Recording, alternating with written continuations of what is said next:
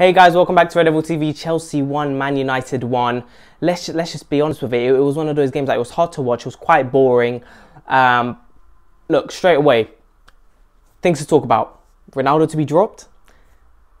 Rangnick's system put in place yesterday. Did Carrick get any sort of call or some sort of message from Rangnick to play yesterday's team of 4-3-1-2, dropping Ronaldo, dropping Van der Beek, playing Matic and McFred? Let's talk about it. Look, listen, I think this talk about Ronaldo being dropped and his press and everything, I think it's complete nonsense. Look, we've got 9 other players in the team who can press, even if Ronaldo plays. And we've always known Ronaldo's not that type of player to press anyway. I think there is a discussion to be had that Ronaldo could be dropped in some games by Rangnick. I think Rangnick definitely is going to have to use players who can develop that strength to press effectively and consistently. However, look, I completely doubt that he's going to drop Ronaldo. I think you need that player in your team who is going to be the difference in the game, who is going to score loads of goals. And just imagine, I think Rangnick knows this, you don't need the whole team to press the whole time. I think one player is fine. Look, Ronaldo does press, he just doesn't press as much as other players because he's 36 at the end of the day. This is common sense. He's not going to press as much as other players. And look, Cavani does press, he's 34. But we know that's partly one of the reasons why Cavani gets injured, is because he works hard and, you know, he does a magnificent job, but that's why he plays 45% of the games in the season, because he's constantly injured. And that's partly one of the reasons, because he does work extremely hard, which is a great thing to have, but you got to be smart about your energy and your body, and that's why Ronaldo doesn't press to that extreme.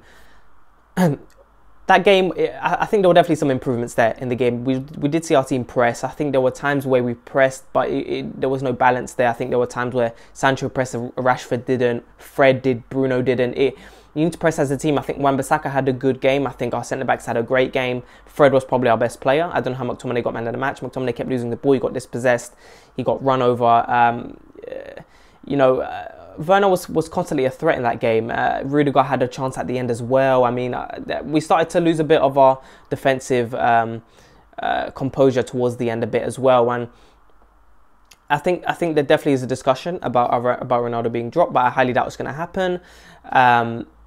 It's just, you saw yesterday the difference of know-how in terms of how to pressing effectively and efficiently, because as soon as we pressed, we got the ball, and then, you know, we didn't really win the ball off press. We kind of won it because of Chelsea mistakes. And even when if we won it off a press, we would lose it a couple of seconds after.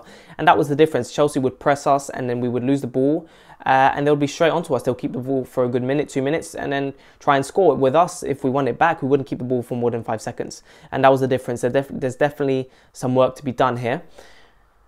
But let's talk about it. It was a game where I was definitely looking forward to seeing how we're going to be, but I wasn't really putting much into it because Rangnick's not here. Carrick is going to play some sort of, I thought he was going to play 5 at the back, but, you know, it's not far from it. He played McFred and Matic very defensively, definitely playing for a draw or a 1-0 scrape, which we could have gotten in that game. But let's be fair, Chelsea dominated us, and they could have been 3-1. They could have won 3-1. You know, they had a decent amount of opportunities to score, but De Gea, again, with his magic. So, look, when you have a player like Ronaldo, right, you don't need him to press 90 minutes of a game, right? And this is going to depend on the lineup that Rangnick chooses as well. He's going to have to, you know, coach into these players to press effectively. And Ronaldo will have to press, definitely, but he won't have to press as much as other players. And that's why it's going to allow other players to press, win the ball back, and there's going to be more opportunities created for the striker, which in this case can be Ronaldo, can be Cavani, Greenwood. I think when Rangnick comes in, he's definitely going to implement a Ronaldo and Cavani partnership. I think it's vital. I think it's... you might not be able to play Cavani every single week. I think Ronaldo will play most games. He could be, you know, taken off 60th, 70th minute, definitely for a Greenwood or whatever. But I think there's definitely an idea from Rangnick to play Ronaldo and Cavani. I know they're the older players, but you can see that there's the experience there that other players don't have, like a Rashford or a Greenwood or a Martial. And we probably will win more games.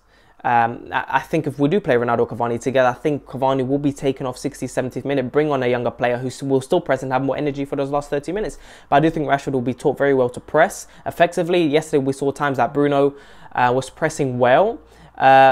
You know, we would press well, but Chelsea found it quite easy to just go around us. And that's the difference. It's being able to press and get the ball. And Fred done that very well a couple of times. I think he put some great tackles. He done amazingly well when he went to pressing Chelsea's defence, and Chelsea did lose the ball a couple of times, and there was one time where Fred had the ball in the striker position. He tried to lob it over the keeper, and you should have just passed it to Lingard. That would have been a good opportunity there to score. Once he nutmegged Rudiger and he claimed for a penalty, that was a sticky one as well there. So Fred had a great game, and if Fred does that under Rangnick, I think he's going to be a vital player. Same with Van de Beek. Van de Beek wasn't played yesterday. Why? I don't get it. I think Carrick tried to show something. You know, I think Carrick tried to almost give an example in a way. It's almost like he tried to prove to Rangnick that he can play that sort of way, but it completely failed because he picked the wrong team. I definitely wouldn't have picked that team. Why, you know, if the idea was to play 4-3-1-2, why are you playing Sancho as a striker? It clearly was a 4-3-3 with Bruno as a false 9, clearly. So a lot of the game Bruno was up front pressing and trying to get in that striker position, but even Bruno didn't have many opportunities. So there was that change from going from a 4-3-1-2 to a 4-3-3 false 9. So look, like I said, there's definitely a discussion there to be had about dropping players, but I highly doubt it. When you're creating that many chances with 9 players who can press well, you're going to create so many chances. And yesterday we had 3 attempts the whole game. So I think Chelsea had about 22 or 23 attempts at goal, and it shows we were there just to defend and make sure we don't concede. I'm so excited to see what Rangnick does, because he's definitely going to implement these sort of players who are going to press, who are going to fit the system, which is going to be a Van de Beek and a Fred. I think he could play a Matic, but I think he'll probably play a Van de Beek, Fred and Bruno together. And like I said, I think he will play, again, this all depends on the formation and everything, depending on the team we're facing, but he's definitely going to play Ronaldo, Cavani at some point. And he could play consistently once a week at least, because I don't think Cavani can play 2 games a week. Even Ronaldo, you could argue he might not be able to do that, or he will, but he might play for 60 odd minutes. So we need to see what happens, but it was an okay game. It wasn't the best game to watch, but I do think that there was definitely improvements in terms of pressing. I think we worked better as a unit. Problem was, look, it was similar to City in terms of they pressed us and we couldn't get the ball back, and even when we did get the ball, we lost it a couple of seconds after. It wasn't as dominant as City, but I do think there were, you know, it shows what needs to be done. And it's not a surprise. Look, Carrick's still here, Rangnick is going to be here, and I can't wait to see that first lineup that he puts out, because it's going to show us a lot about the rest of the season, what kind of team he's going to put out. And I think he's definitely going to introduce a Van de Beek and a Fred. He knows about these players who are going to press well. And now it's going to be the moment of truth with the striker position, even the centre-back position. He's going to play Maguire. Maguire could be dropped. I know he's captain, but Bailly and Lindelof, is that a better partnership than Lindelof and Maguire? Of course, Varane is set to be back. Are you going to put Varane and Bailly together, who are quicker, who are possibly going to recover better when we're getting counter-attacked, or any sort of dangerous position that the opposition can get us in? I think Bailly and Varane could be better at retrieving the ball back, but I think Bailly as well, sometimes his positional sets can be a bit off. I think in the beginning of the game yesterday, 15 minutes, I think Bailly was out of position, but then we managed to get some composure there as a defensive unit and stop Chelsea from being too aggressive and essentially cause us a threat. And I think we've done very well defensively. I think Bailly and Lindelof, and I would say Fred, were our best players. I don't know how McTominay got man of the match, but yeah, we have to see. But again, De Gea be saving us, because we could have lost that 3-1, but we didn't. So we got a draw. I would have taken that draw before the game anyway, because I didn't put much into it. I know it's a big game,